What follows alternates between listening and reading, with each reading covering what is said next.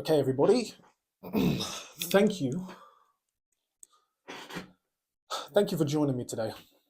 I am planning on going over a few things, and really, I want to explain what's happening in Greenland because I think a lot of you people are currently seeing what's happening with the United States. You've seen what's happened in Venezuela, and I'm not sure that the news has really been informing you on what's been going on. And I know there's a lot of Americans who watch this. Well, there's not a lot of people who watch this, but my percentage on YouTube, when you look at the insights, a lot of Americans are watching this show and Irish. But if you're in the United Kingdom, your coverage of Greenland and Venezuela has probably been a little bit clouded and maybe coming from a bit of a left wing perspective. And I just want to run over it for you guys from my opinion. And really, I'm going to give you my opinion and then I'm going to speak objectively. So, just to make it clear, my opinion, and then I'm going to speak objectively. So the objective stuff is going to be actual facts, regardless of how I feel about them, whether I like them or not. Because I don't think a lot of news outlets have been doing that lately. And then I'm going to talk about the UK and the issue with not only the culture, but the economy and why the housing market is bleak, despite what you probably think. Okay? But the first thing I want to talk about quickly is Greenland. Okay, so you guys are probably seeing what I've been seeing, which is Greenland talked about in the news 24/7. Donald Trump, or President Donald Trump, putting sanctions on the United Kingdom, on France, on Germany, and other members of the European Union, based on the fact that they have been pretty publicly critical and very outspoken about the fact that Donald Trump wants to take Greenland. He wants to, well, really what he wants to do, he wants to buy Greenland. And people have been saying Greenland's not for sale. And then Donald Trump said, we're going to take it one way or another, which would assume that if they don't want to make a deal, which he keeps talking about, and purchasing Greenland, then people are saying, well, then he's going to take it militarily. Now, do I think that's going to happen? No. Could it actually happen? It could do. You could never say never on that. But you could say never. You can't say never on anything. So yes, there is a chance that the United States takes it militarily. Do I think that the Trump administration will do that? Not a chance. My personal opinion, no. Objectively, could happen. So that's what I want you to understand. But some of you guys are probably thinking, well, why? What is Greenland? I've heard of it. I know it's sort of near Canada on the map. If you're looking at it on the globe, however, then it will give you a completely different perspective than when you look at it on a two-dimensional map. Okay, because if you look at the globe, you see that Greenland is actually essentially near the Arctic. And if you know anything about what's happening with the Arctic lately, which there's no reason you should, right? It doesn't make you naive, and even if you're pretty up to date on things politically, the Arctic is something you probably don't know too much about, and it's something that I didn't know too much about until maybe a year ago. I started watching videos on YouTube, learning about Russia and their sort of nuclear Arctic huge ships that would literally just break through thick layers of ice with ease. And and this was really just because I was learning about technology, I was learning about nuclear weapons, I was learning about submarines, and I stumbled across this video, funny enough, actually produced by the BBC, which in most cases, when you're talking about the coverage that the BBC has been doing and the job that they've been doing, in most cases, I would say, actually, I don't trust them, I don't like them, I have no time for them. But when they were reporting on this, Russian nuclear ship, kind of like a cargo ship, I guess you could put it. Actually, it was it was pretty good. It was actually a pretty good piece that I recommend you guys watch. If you want to Google it, Google it. Put it on YouTube. Just type in Arctic Russian ship, and I'm sure it will come up. But essentially, what's been happening is in the Arctic there is a race to see who can control it and get, I guess, what you would call a monopoly on some of the newly formed shipping lanes that have become accessible for trades, essentially. Because you have shipping routes that cargo ships have been taking lately, and let's say they're coming from China, usually they come from southeast China or eastern China, and the boats come all the way underneath Asia and up on the eastern side of Africa through the Red Sea, and that's how they get to Europe and stuff like that.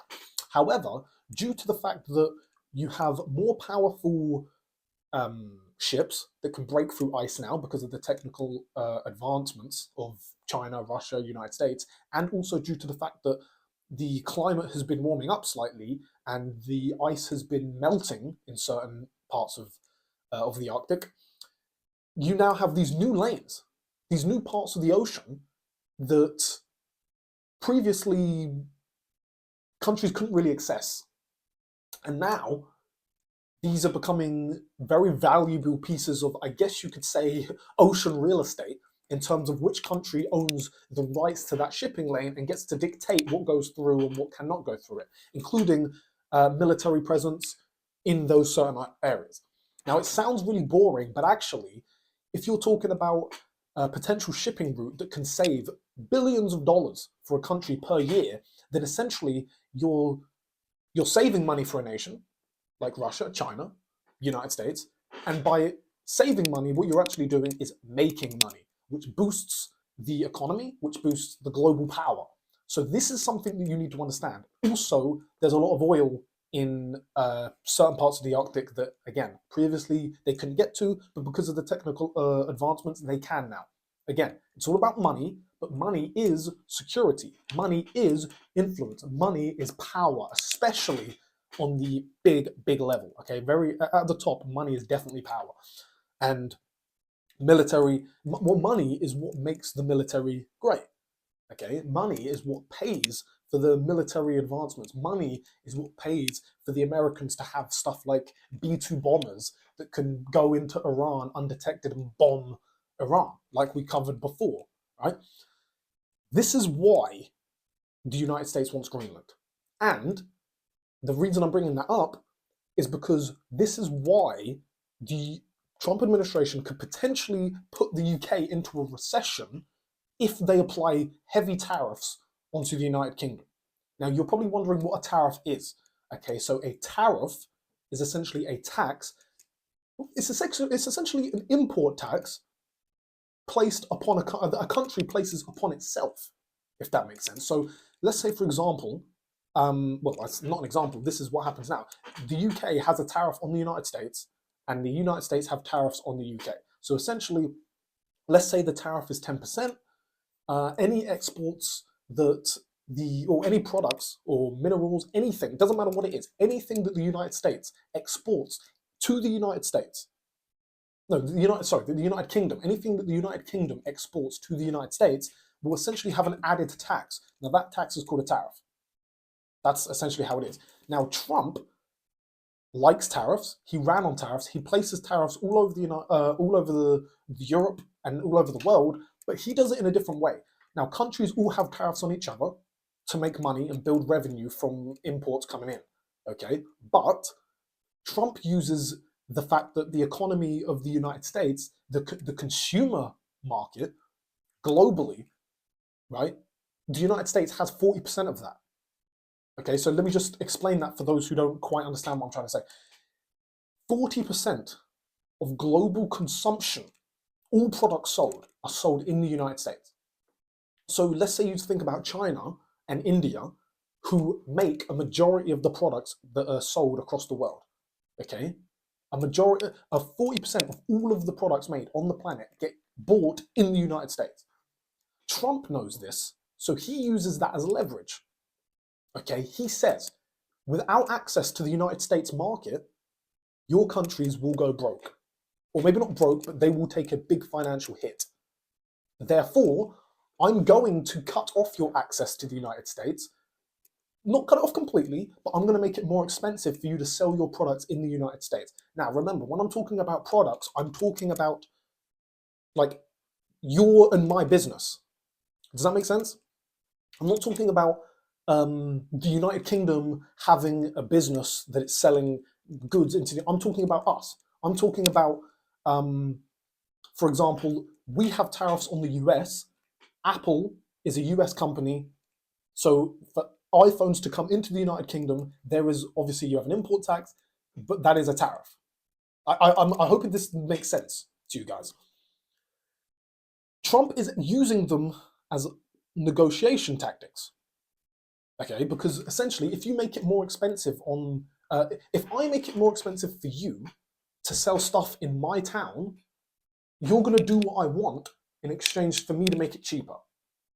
Does that make sense? So whenever Trump wants something and other countries don't play ball, he basically puts a tariff on them, and it's a negotiation tactic. But the issue is that when you're talking about, for example, a trade deal, okay, and he puts tariffs on to negotiate trade deals, that's something that the UK government and French government and the Chinese government, or they can make deals on.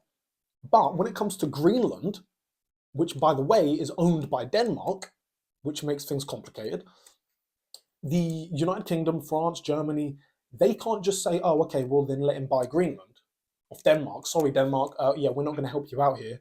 Let him buy it because he's making stuff more expensive.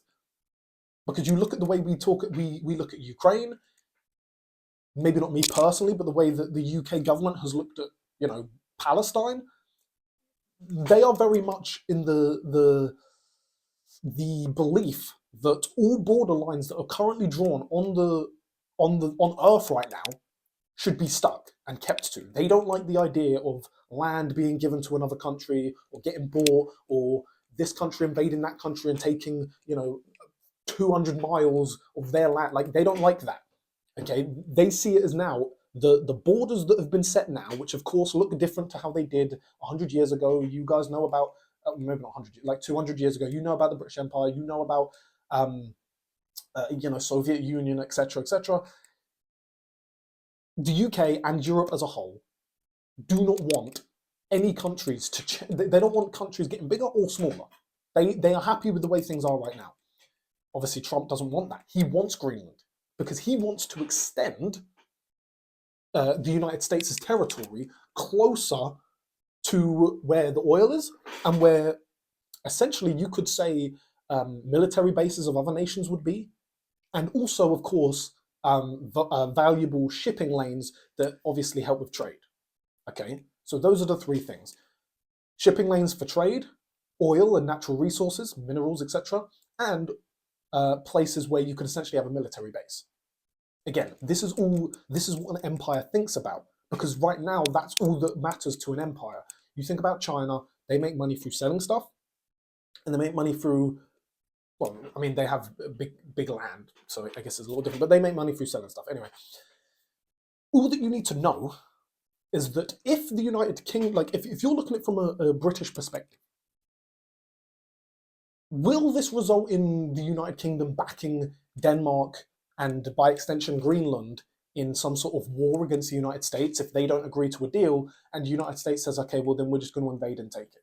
No, that's not going to happen. In my opinion, it's not going to happen. Objectively speaking, if you want me to be factual, it could potentially happen, but only based on the fact that nothing is 100%. If you ask me my genuine opinion, 99.9%, there'll be no war or anything like that. I think that the United States is going to place tariffs on the United Kingdom that will probably last a month, 2 months. It will hurt the economy. And then there's going to be some negotiations between the Trump administration, between Denmark, with Greenland officials, and there's going to be some sort of mediation by the EU. And the United States will take Greenland or buy Greenland for probably 700 billion, maybe 800 billion, 900 billion, maybe even $1 trillion. Okay? Now, if you don't know much about history, you may be thinking, well, how does that work? Well, they're just going to buy a country? Who do they send the money to? Denmark? Greenland?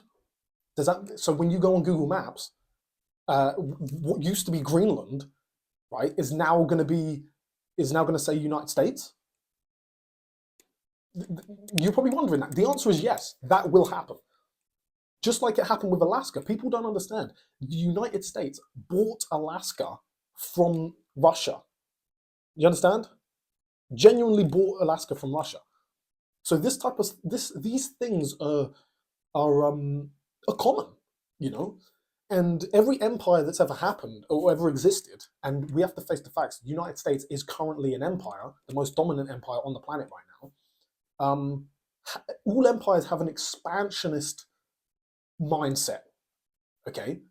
And the United States and Donald Trump specifically is saying, hey, let's get Greenland now while we can. We have money coming in from tariffs. In fact, let's say, for example, the United States put tariffs on England, UK, France, Germany, etc., and it lasts for 2-3 months before they come to a deal, and the United States eventually buys Greenland.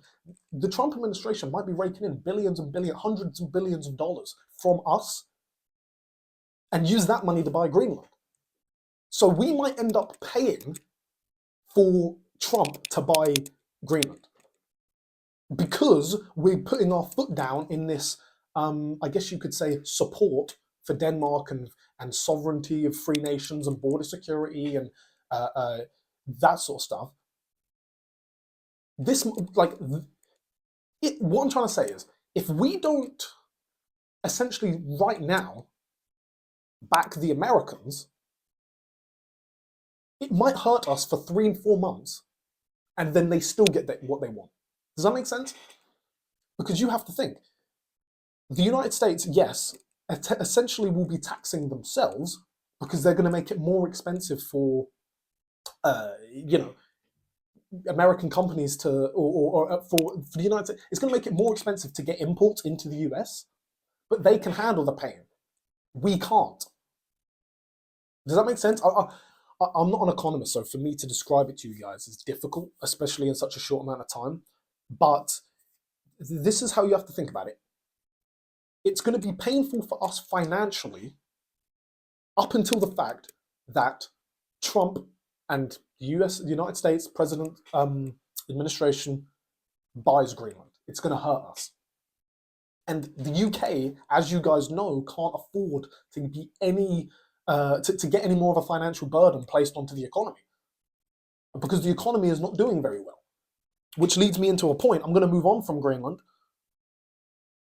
but I'll come back to Venezuela in a minute because you'll see why. The issue with the United Kingdom right now, honestly, guys, is to do with the fact that the housing market is booming. Now, you guys are probably thinking, how is that a bad thing, right? The housing market's doing very well. You know, houses now, and I'm sure you're seeing it with your parents, your grandparents, they're making, 2, 3, okay, let's say 2. They're making 200 grand on an investment of a house that they bought 15 years ago. And you might be thinking, well, that's great, right? You're looking, like, if you're a young buyer now who's trying to get into the property market, you're looking now and you're looking at the price action history of houses, let's say normal houses, 3-bedroom standard houses, not mansions, not little flats, just normal house, standard house that you are probably in right now watching this video. You're saying, well, look, my parents bought this house and they've doubled their money, or they've made 40% increase on their profits, right? And you may be thinking, so it's a reliable investment for me. But this is where you are potentially wrong, okay? Because it's harder for you to, because here's the thing people don't understand. Yes, property is going up and has always gone up and will continue to probably go up. However, your parents bought houses for 200 grand and now they're selling for 450. Okay, or 400. That's what's been happening. So you think, I'll buy the house for 400 grand and I'll sell it for 700. Or that's what you're probably thinking, right? And you might even rent it out to somebody and bring rent in on the way. However, because your wages haven't gone up in the last 10 years in comparison to what your parents' wages were when they bought the house for 200 grand, that's now doubled, you now can't actually afford to buy the house. And it's putting parents and it's putting, I guess what you'd call middle-class people who don't have a lot of saving and their retirement plan is essentially the sale of their property. It's putting them in an awkward position. I hope you guys see where I'm going with this, because if you're, let's say, put yourself in your parents' position, right? Assuming your parents aren't rich, your parents are in a position where their retirement plan is selling a house and basically downsizing. So they live in a 3-bed house with a decent garden in a kind of, I guess what you call a suburban neighborhood, right? 2 bathrooms, toilet upstairs, toilet downstairs. Their plan to retire is to sell that, use 200 grand worth of profit, buy a smaller house, and also use whatever money they have in their normal savings to live off. That's essentially their retirement plan for a lot of people, probably your parents. Right? However, your plan is to buy the house as well. But the issue is that you can't afford it because you need the prices to come down for you to be able to afford the houses. But your parents are now complaining because you don't have the money to leave, right? You don't have the money to move out of the house because it's too expensive. So your parents are in a position where they want the markets to come down enough. They want it to be cheap enough to buy a house so that their children, or maybe if it's the grandparents, they want their children and grandchildren to be able to afford a house. So they want the market to come down. But the flip side to that is their retirement plan is essentially based on the fact that the market continues to skyrocket. So they're put in a position where they need property prices to go up so that they can maximize the amount of retirement money they have because they don't have a lot of savings. But they kind of want the property market to stagnate, which means stay roughly where it is, or even drop a little bit so that their children can afford to move out of their house. Because, they're living, you're 25, 26 years old and you still have to live with your parents because you can't afford a mortgage because you're on a 50 grand salary, which used to be good. So that, in my opinion, is what is making the country, to a certain degree, a little more socialist, if that makes sense. A little more socialist, a little more communist. Because again, a lot of people are probably thinking, why does everyone support a government and all they do is give everyone benefits and free housing, right? Because the issue of benefits and free housing to those who are not, okay, look, if you're disabled, that's completely different. And I want to make that very clear. But a lot of people are pissed off because they're working day in, day out. They're not claiming any money back from the government. They're getting taxed into oblivion, and people are getting housed for free, essentially, by the government with your tax money, right? And you're thinking, why are people supporting this? What happened to the country that we're voting in a government, let's say Labour government, and they're giving everyone free housing? That pisses me off, and it pisses me off as well. But the reason they're doing it is because people who never used to agree with that sort of thinking are now agreeing with it because they're saying, hang on a minute, fuck, I can't need my daughter to have a place to live. She's got 2 kids, she can't afford a house, she works, yes, and when I was younger, you have mothers right now who are 50 years old, who when they were younger would never have claimed benefits. They would have gone to work and they would have struggled but their job could have afforded them to have a house and raise a kid or 2 kids, understand, as a single mother. So when they were younger, they used to think, now fuck that, I'm not going to go on the benefits, and everyone who goes on benefits who doesn't need it, because who isn't disabled or ill or anything like that, they're all like, they're bums, and I'm not going to do that. And when they first had their kid, they thought, my kid will never claim benefits ever. But then they got to the point, as they got older, they were like, well, fuck, I might have to actually want my kid to claim benefits because she's 22 years old, she has a kid. I don't want her living with me because I don't want her and the baby in my house using up my resources. And, they can't afford a house. And yes, it would be great if the housing prices, if the housing market would come down in price, which means that my daughter or son or whatever can afford a house. But fuck, I need to sell my house. So if the market comes down, that means I'm going to lose out because my house is an investment and I need to maximize my profits. So fuck, okay, yeah, just give her a free house.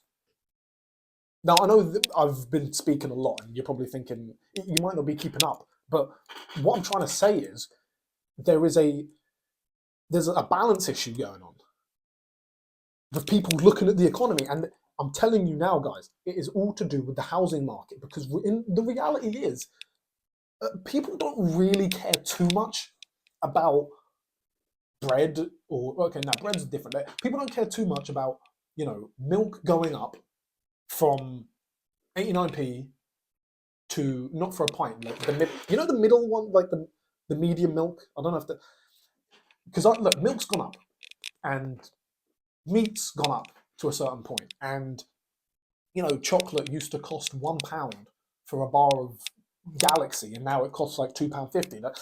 Yes, that's getting expensive, and people are pissed off about it. The food shop's going up, but the main thing that is ruining that people really see as the most expensive part of their life is the housing.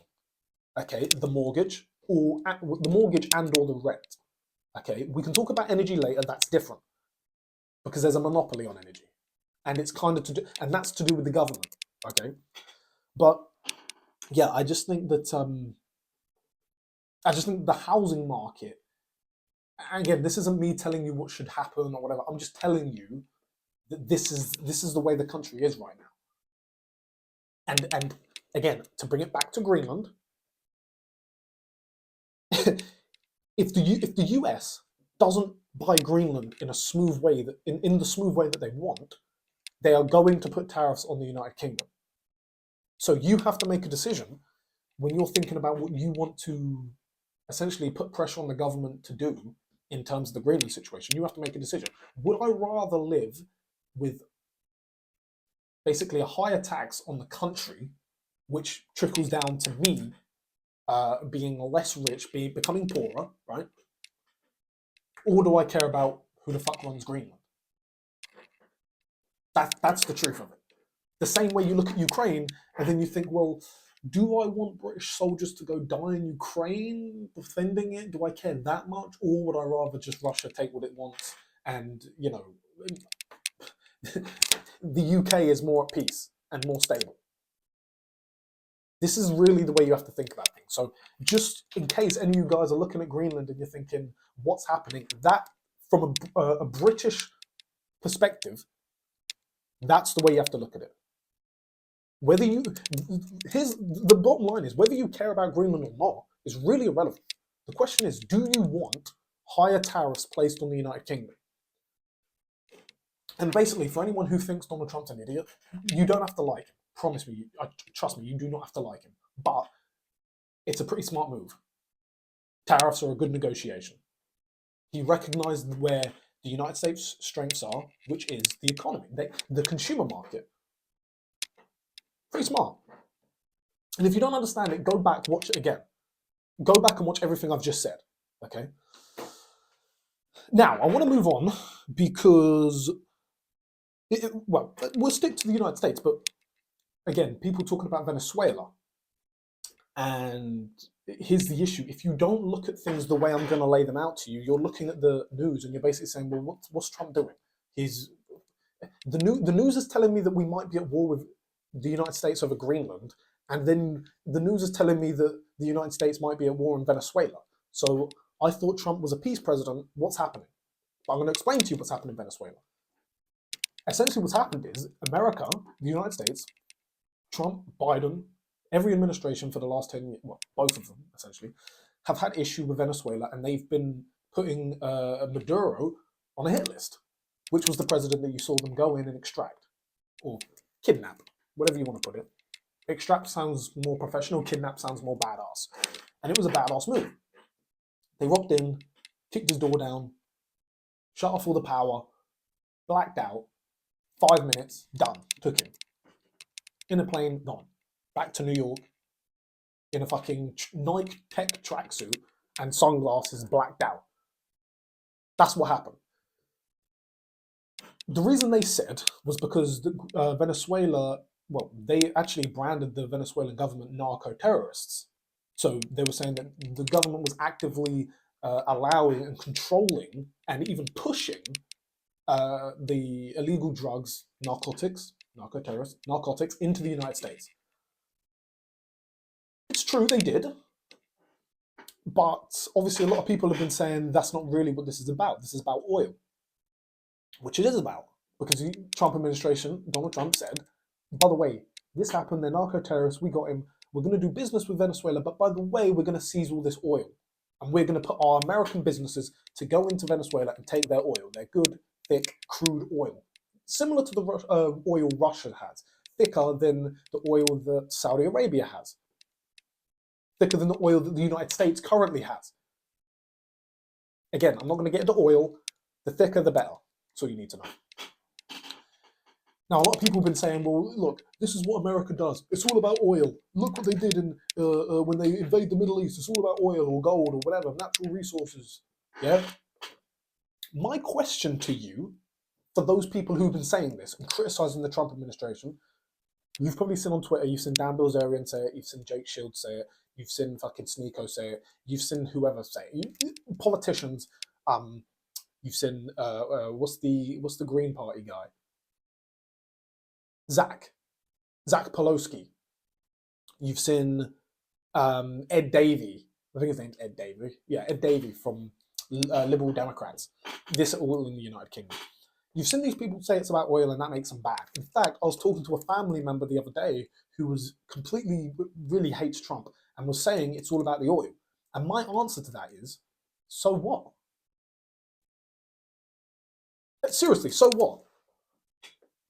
Like, I think that we're living in a world where everyone is so, that they're all trying to be this, well, morally, you can't go and take a country's oil because of this, that. Why the fuck not? Maybe I sound like a bully. Maybe I sound like a bully, warmongering thief. Probably do. But who cares?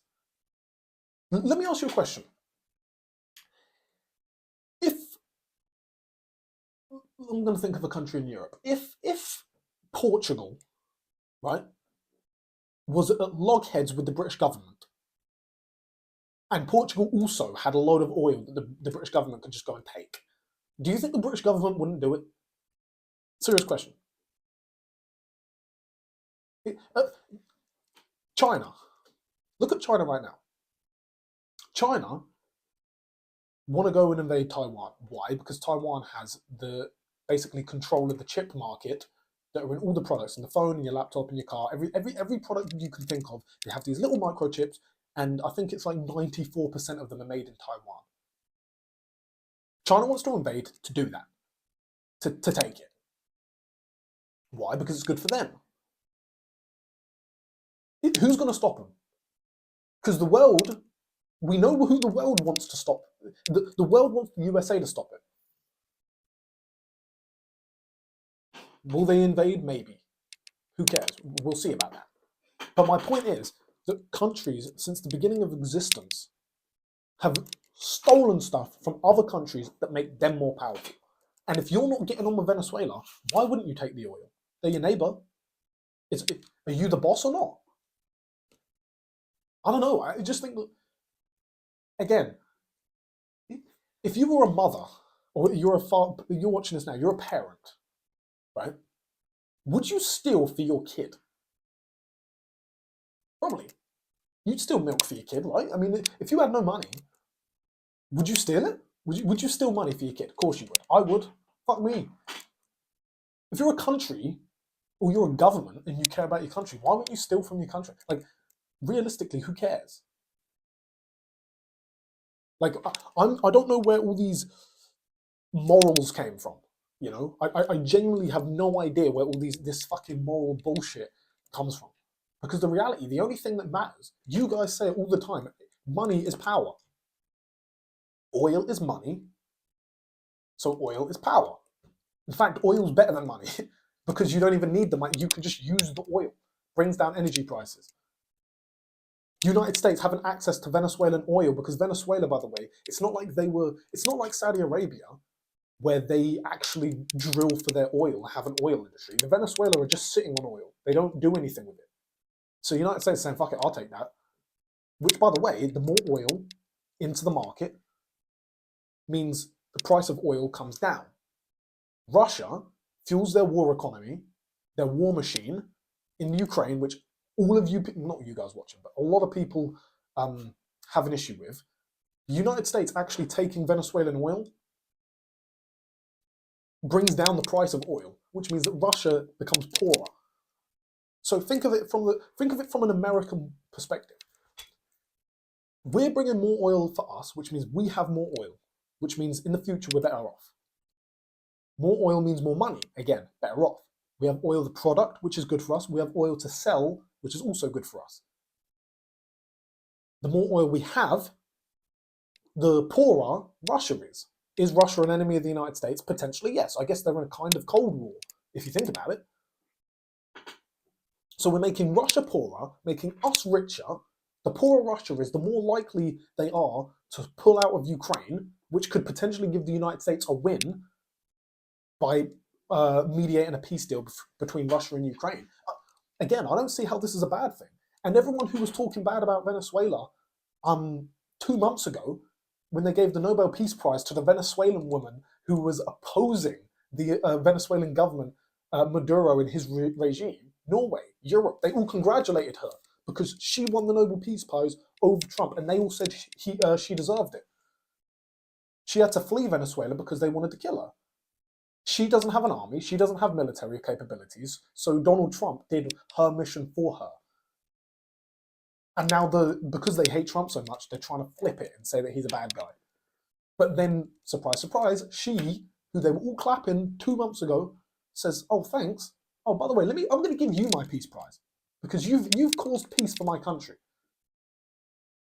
Again, guys, I know I'm talking a lot, but I want you guys to understand what's actually happening. Now, anyone who's complaining that the United Kingdom is poorer and they're complaining about the cost of living, do you know what would actually make the United Kingdom richer? Oil. If we stole another country's oil, that would make us richer. Now, what do you care about more? Us being rich or some country that you don't like sovereignty? Their rights to their land. Now, if you want me to talk about oil a bit more, I'll quickly run over it. There is actually oil that we have access to. There is ocean that is British territory that has oil that if we chose to extract the oil, if we chose to drill, we'd get it. Norway does it and make a big bank. Norway is rich because of the oil that they drill. We, for some reason, don't because of our economic policies, which are all bullshit anyway. But yeah, look, here's the way I look at it. If anyone's going to complain, or if you hear anyone complaining, maybe it's your family, your mum, your dad, your cousin, grandma, whatever, complaining about Trump stealing Venezuelan oil, ask them, do you think there's a cost of living crisis in the UK? They say yes, say, well, you can't have it both ways. If you have oil, and if you don't drill it yourself, you fucking take it, or you're poor. Up to you. Surprise, surprise. The Middle East was poor until they started drilling oil. There you go. Now, the last thing I want to quickly talk about is actually the UK as a whole. And by the way, if you're watching this up until now, I really fucking appreciate you. Really appreciate it because it really means a lot to me. I want to talk about the government. And I guess you could apply this to any sort of Western government. Anything that's a democracy. I know that you probably don't like the government. Even if they're a government, even if you voted for this specific administration, I'm sure you probably have a negative view towards the government as a whole, okay? And you look at the government and you think of a deep state. You think of guys in suits and ties sat around a circular table with their faces in the shadows, pulling strings like puppet masters, controlling the world. You probably call them elites. I'm right, aren't I? You believe that, and that's fine. I have ideas that are similar to that, but I think the older I get, and I'm still a young guy, by the way, so don't look at me as this, wise old man. I'm not. I'm just speaking into a camera, telling you what I think, hoping that it resonates with you in one way or another. But I don't want you guys to be huge conspiracy theorists about this evil government, because I think you guys are overestimating the intelligence of human beings, right? Because let's use I'm trying to think. Let's use the UK as an example, and the United States, and we use Israel as well. Okay. You guys think, I'm sure a lot of you guys watching this think that the Jews control the world. I personally don't, but let's say they do, right? Let's say the Jews control the world. Are you saying that, like, you're saying that they're so smart that they've psyoped and tricked and gotten all your politicians to be fucking manipulated and controlled and outed them all as paedophiles, and they hold leverage and blackmail and all this, and they're fucking controlling the world like puppet masters all the way in the Middle East, affecting UK and US policies, right? So you think that they're super intelligent, is basically what you're saying, right? You're basically saying that they're the smartest people ever because they have, from the shadows, successfully pulled the strings like puppet masters over the world's elites, or the Western elites, okay? That's what you're saying. But at the same time, they're so dumb that you managed to figure it out. Come on now. Come on now. Don't be so naive. Don't think to yourself. Again, I'm not trying to be I'm not defending the elites, the system, matrix, whatever you want to call it. I'm just saying that people aren't as smart as you think, and they don't control things the way that you think. Okay? I see James English. I did a video on this. I'll just quickly cover it, talking about how there's elites. It was a picture of Trump with Diddy and Trump with Epstein, and saying that they're part of a club and they're all part of the same club and you're not in it. Basically talking about how there's a secret society of wealthy elites who do whatever they want. Now, I'm sure there's a few people in high positions of power who bend the rules 100%. But, do you understand? You're talking about, you're acting like you, if put in a position of power, would be able to pull the curtain and say, everyone, look, this is it. It's the Jews, or it's the Rothschilds, whatever the fuck it is. When in reality, the reason things aren't going well, and the reason you think that the reason you think there's a big psyop going on, and things are being controlled to make your life shit, the reason is because the world is not as good as you think it is. And I'm not saying that in a bad way. I'm just saying that you have this vision of a utopian world where everything's fair and there's no rich, poor, blah, blah, blah, and everyone's having a good time. And that's not the truth. That is not real. You know, you're saying there's elites controlling the world, and if there is, they've made a better world than there has ever been in the history of human existence, or at least recorded history. You know?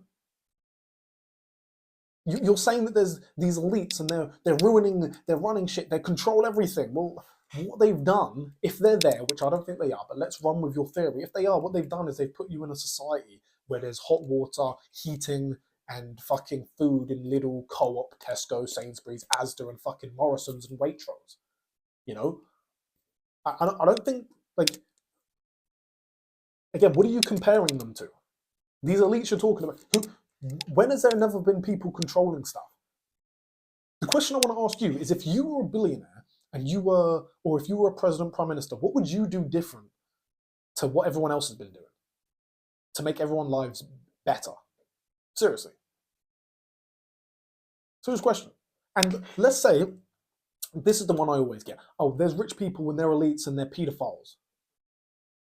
Bruv, there's probably some weird, there's probably some fucking billionaires, or maybe not billionaires, but millionaires, rich, successful people who are fucking rapey, just like there are poor people. You're just describing the flaws and corruption. Yeah, there's corrupt rich people.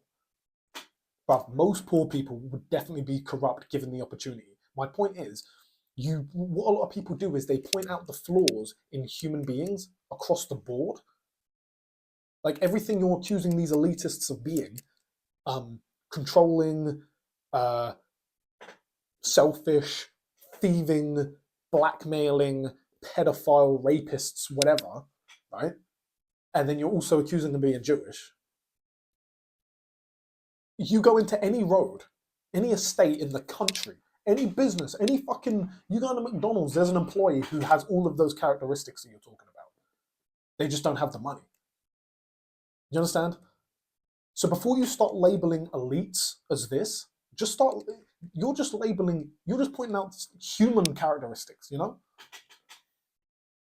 Again, I'm not trying to make you sound like a crazy conspiracy theorist. I'm just saying, like, don't be too pessimistic and don't overthink things. Don't view all rich people in positions of power as these conniving little schemers, you know?